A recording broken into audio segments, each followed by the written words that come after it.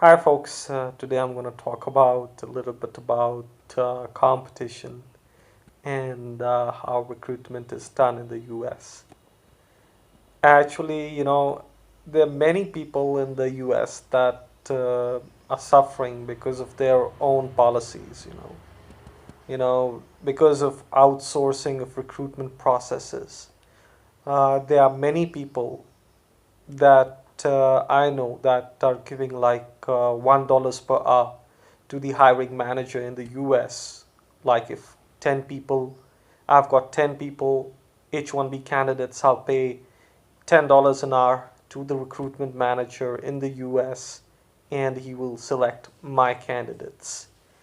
And with that, what happens is that, you know, the people who deserve the jobs, they get kicked out, and the incompetent people, they are the ones who get selected.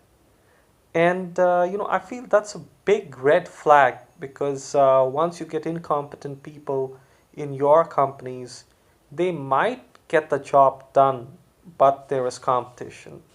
When there's competition, there are 10 more people who might get a job in XYZ companies and outperform you on coding, in recruitment, in finance, in strategy, in business development, so on and so forth. So I think that by doing all this, I think that even other countries, I think China is much more competitive these days than Americans. China is getting their act, you know, in the right way rather than US getting their act right. I've also got like H1B candidates I've interviewed, and when they go to the client for the interview, they've got some like other guy who takes the interview. So it's like basically they don't even, they've got fraud people who take their interviews to get selected.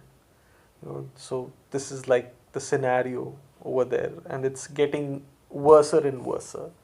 The other thing I think that is affecting recruitment processes in US is their stupid agenda of not going beyond 6 months to hire candidates.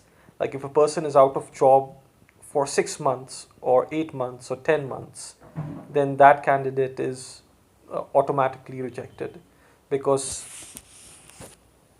that's their policy. I mean, they should understand that the economy has taken a hit. There's a downturn. The policy needs to change. But they're so like policy policy oriented. It's like policy paralysis that is affecting their systems.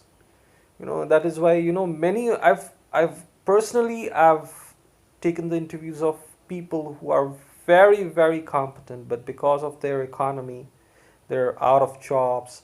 And I've got like QA and QC, uh, quality control guy in the pharmaceutical area, pharmaceutical sector, sorry.